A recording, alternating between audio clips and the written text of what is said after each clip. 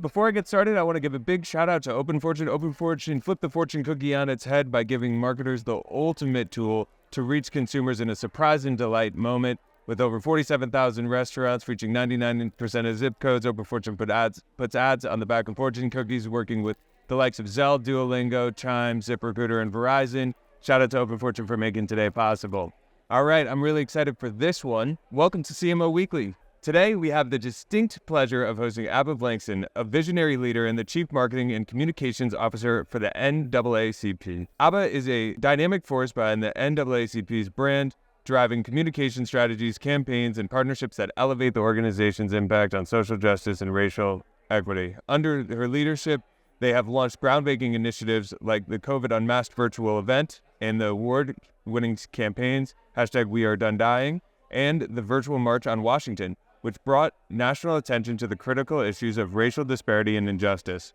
Aba also led the development of the powerful 2020 in Black coffee table book, a poignant documentation of the Black experience during one of the most turbulent years in recent history. Before joining the NAACP, Aba spearheaded strategic marketing efforts at the Common Application and served as a communications officer with the U.S. Department of State. Her impressive academic background includes bachelor degrees in mathematics from Hood College, a master's in computer science from Towson University, and an MBA from Cornell University. Aba is not just a leader, but a passionate advocate for ensuring diverse voices are at the forefront of critical conversations. She's also a frequent speaker at national panels and conferences, with her insights featured in Forbes, Fast Company, AdAge, and now CMO Weekly. Aba, with such a remarkable journey, how did you carve out such a career in becoming a leading voice in marketing and communications? Great question. You know, I started as a tour guide. Okay, that's step one. I tell people. So when I was in college, I did all the things. I was in all the clubs, fun. But I think the thing that really started me on my career was meeting people, talking to people, selling a product. And the first product I sold was actually the college and university that I went to. And then I went on to do admissions and... What skills from a tour guide perspective do you learn? First of all, you learn to walk backwards. Okay, that's a good talk. one. I can still do that. Two, just talking about the benefits of a product. Why should a person go to this particular university? What's special about this campus, right? And connecting not only the campus, connecting the campus to the student and also the parent, right? Because you're selling the thing to the whole family. And so I didn't know that that's what I was doing at the time. At the time, I was earning a couple of bucks and having fun, walking outside, which is not bad. But ultimately, I think you learn how to communicate, how to answer tough questions, and how to just have fun while you're selling a product. Let's go all the way back to, right, maybe Aba, right? What did you want to do when you grew up, right? What was that for you? So I am Ghanaian. I'm African, West African. And so you could be a doctor or a lawyer or an engineer. And I think for a while I wanted to be a doctor. And when I went to college, I actually majored in biochemistry to start because I thought I wanted to be a doctor. But ultimately, organic chem, and I tell this story freely, organic chem got me. And I said, I can't see it. I had a similar... I cannot see it. Yeah, I got to see an organic chem, and then I called it. But the formulas and the math, that was easy because my dad is an engineer. And so I started down this math path and then did computer science, and all of that was interesting. I loved it, but it was also not so hard. Sure. Yeah. And when, you're exposed to all these different brands throughout just your life, right? Was there a brand at first that you felt like emotion towards at first and you're like, oh, there's something here, like this is marketing? Not really. I think I was drawn more to the data. Sure. The data and the storytelling through data. Sure.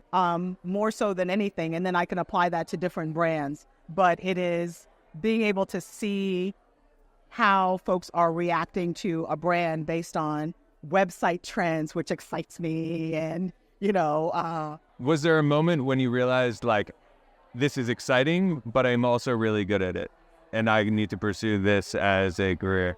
So before I was in marketing officially, I did a lot of work in IT. And even in IT, I was doing communications and IT, and I was doing, data and IT and marketing. And I don't know that there was a certain point where I thought I was good at it. It just brings me joy. And so I continue to do it more so than anything. Totally. And you took that, one of your first jobs, you were the associate director of undergrad at Towson. You took that tour guide to a next level, right? What did you learn just from being in Cornell and Towson, in that university mindset, and in that learning mindset for so long? Yeah. So I was because I had been a tour, I was like, don't sleep on tour guides. It's a real thing. So because I was the tour guide, I got to be a supervisor of all the tour guides at Towson. Yeah. And that student flow, that just working with the students, hearing their own stories, where they come from, and how we can form a story that they could tell to others. Sure. And other families. And I think I enjoyed that. I really enjoyed that, and enjoy doing events.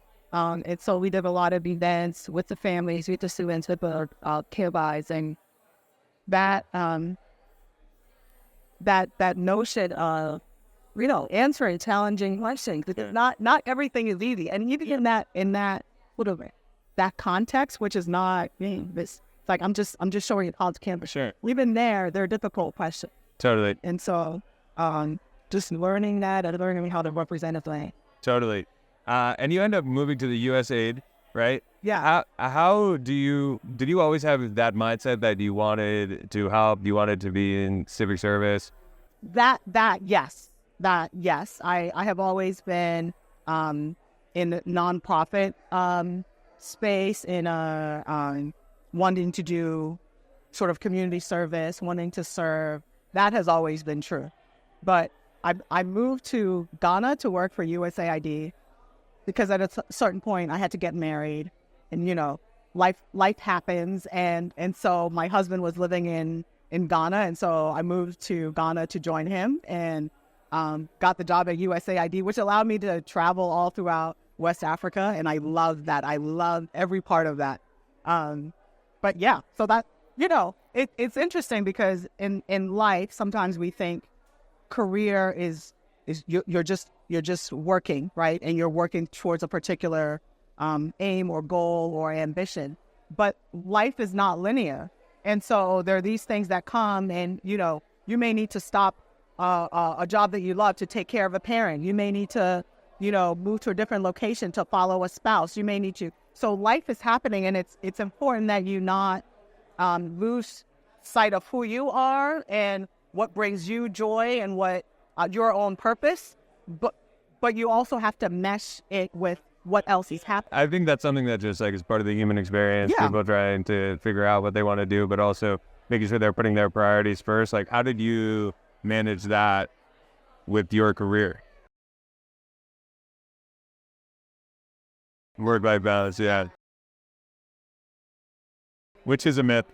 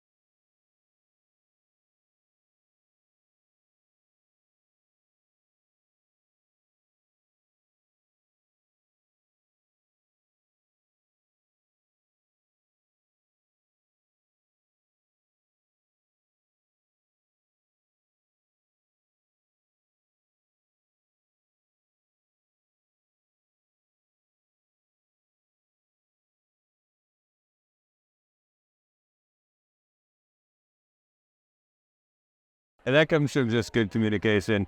Me and my partner always talk about women as well. And for her, right, it's like, you're either or put into a box sometimes of like, stay-at-home mom or girl boss, right? And girl boss also has bad, negative feedback. It's like, so I understand, and thank you for just being vulnerable and opening up about that, because I think that'll help our audience a lot. I've never met somebody who worked for the Common App. I think everybody in this room knows what the Common App is, right? Or knows of it or has used it, right? Yeah. What made that the right decision for you in your career? Yeah. So when I worked at Cornell, I did IT for admissions.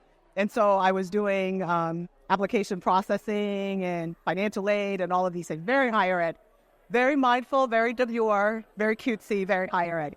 And so when I came back to the U.S. from living in Ghana, I had a friend who said, hey, we're looking for a communications person at the Common App. And I had worked with them before. And it is still part of my nonprofit, doing good. And I got to do communications, and I got to work for a tech company, essentially. So that was fantastic. And, kids, high school students are very nervous about the application process. And parents put so much pressure on the kids during the application process. And that's why they're nervous. Right. It's a top down, right? The kids would be like, okay, right, let's cool. just do this. Let me write this essay. Boom, done. But the Common App is great. We help students kind of write their essays and get them submitted to different colleges and universities, and really finding the right campus for who and what they want to be in the future. So it's fantastic. And what did you get out of that experience? One, helping the students find their fit. But I would say that for me, working at the Common App was the first time that I was officially the spokesperson for a brand that was national in scope.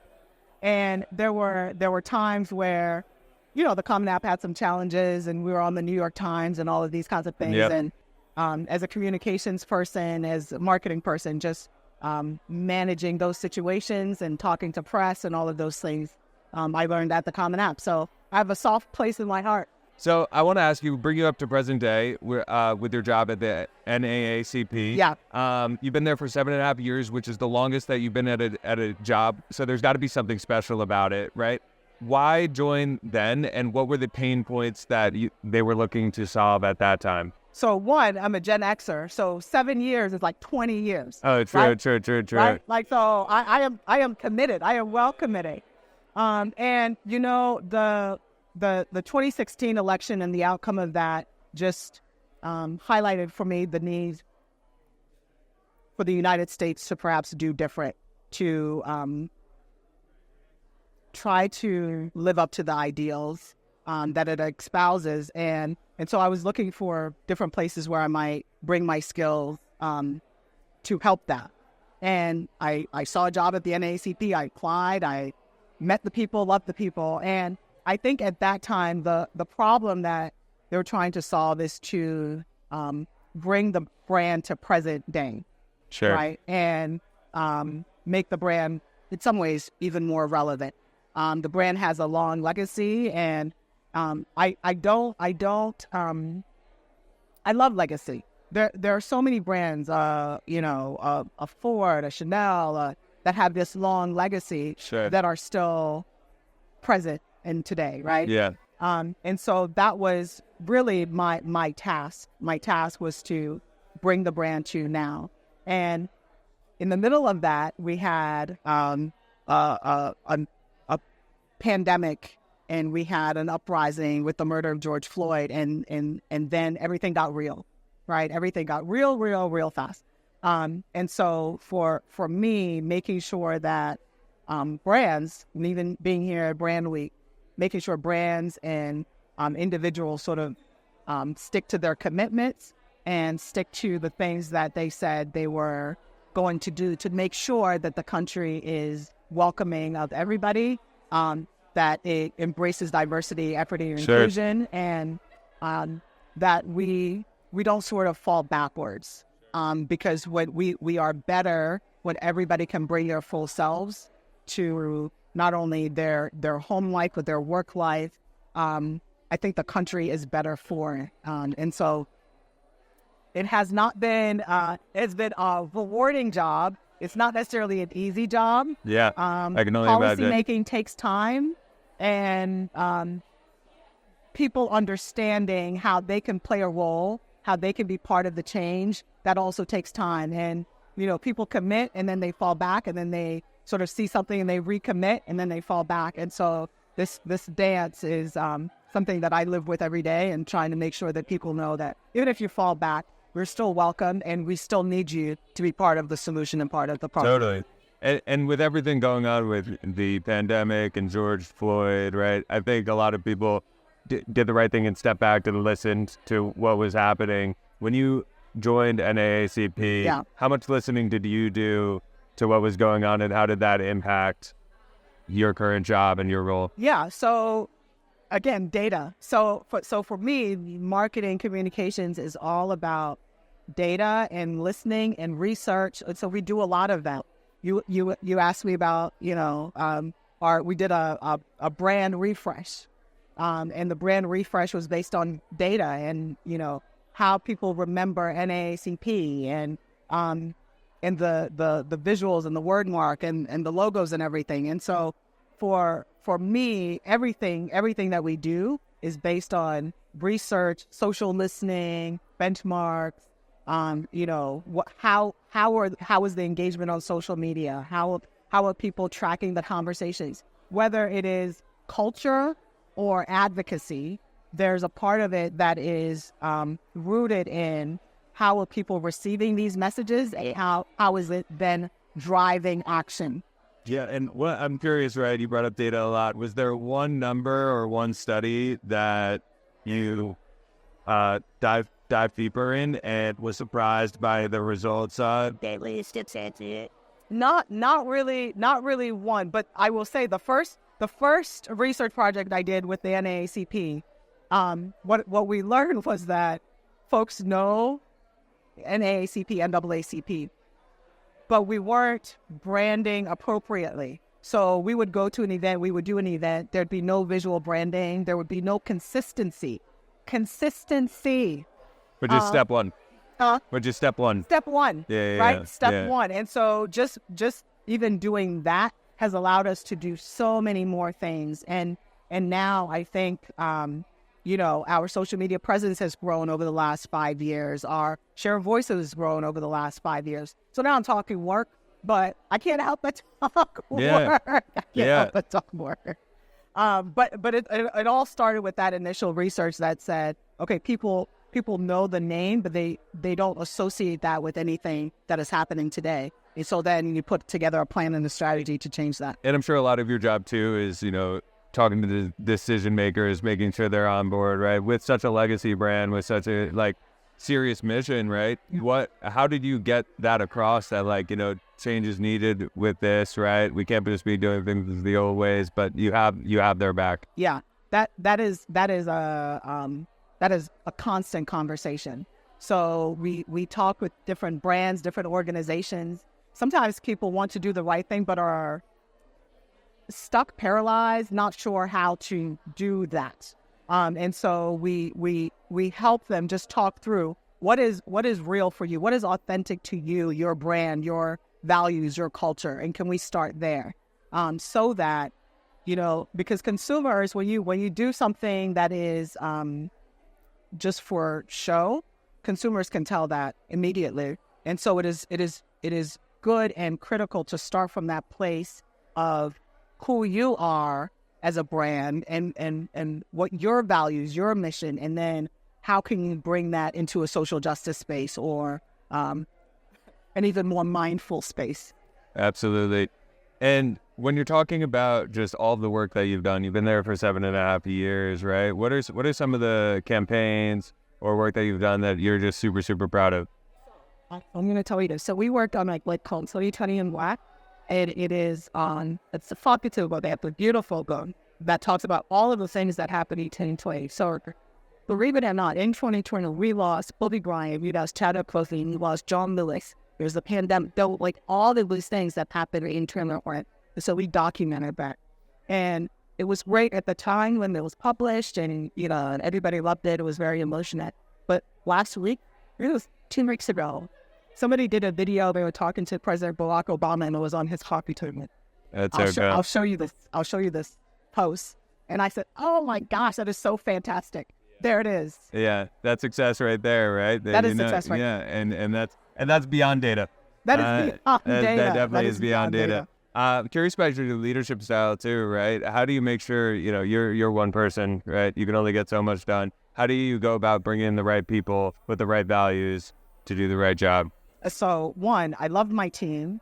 It is knowing where you are, perhaps weak, perhaps still growing, and finding folks that complement you, finding folks that you complement, and then find the folks and then let them do what they do.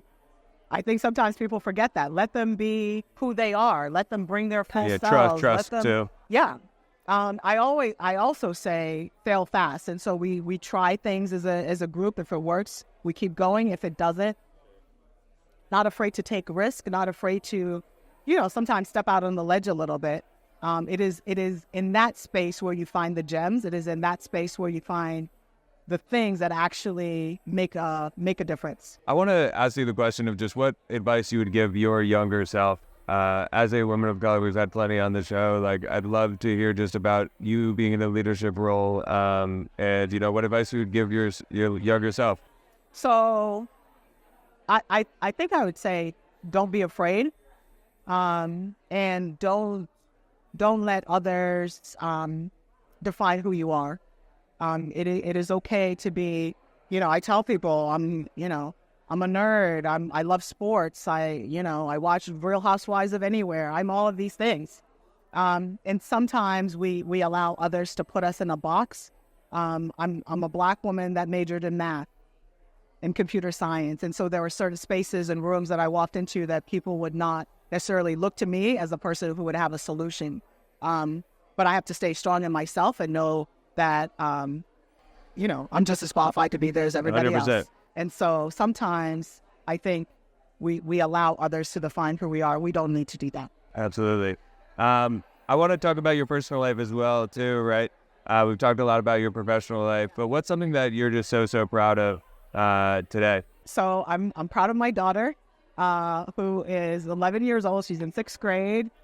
She is my world. And, real talk. We were watching Meet the Press like 2 weeks ago, and somebody said conservative Republican, and she said to me, "Isn't that the same word?" And so we broke that down. What is a Republican and what is conservative? And I love these conversations with an 11-year-old. Absolutely. And that she's interested, and that, we also play Animal Crossing and Minecraft and all of these things. But I love her curiosity, and I love just that she's excited about life in the world. And yeah, in some ways she corrects me and tells me, she's like, well, you could have said that better. And and she's my handler when we go to different places, and I love amazing that. And that's so awesome that a lot of children, including myself, you put in a box, hey, you're going to do Pokemon, you're not going to be talking about politics or whatever it is, right? So it's beautiful and awesome that you've shown her your world, and I'm sure she teaches you a lot as well. Well, and this weekend we went to Baltimore Comic-Con, and I was in her world for a couple of hours. What's your favorite comic? Well, we like Pokemon, all things Pokemon, and all things Sonic, Mario. And so these are Usually we go to Comic-Con dressed as Eevee. This year we did something different, but. And what's one thing that she's taught you? I like to. I'm colorful and I'm out here, and she's taught me to sometimes stay in bounds. Like reel it in or whatever it is. Yeah. Yes, you can stay in bounds, and it is interesting because in some ways it is something that I have taught her, because we go to all of these things, and she's a child, and so she has learned to comport to the environment, and she's like, you can't be the child, I'm the child, right? And so we have this dynamic.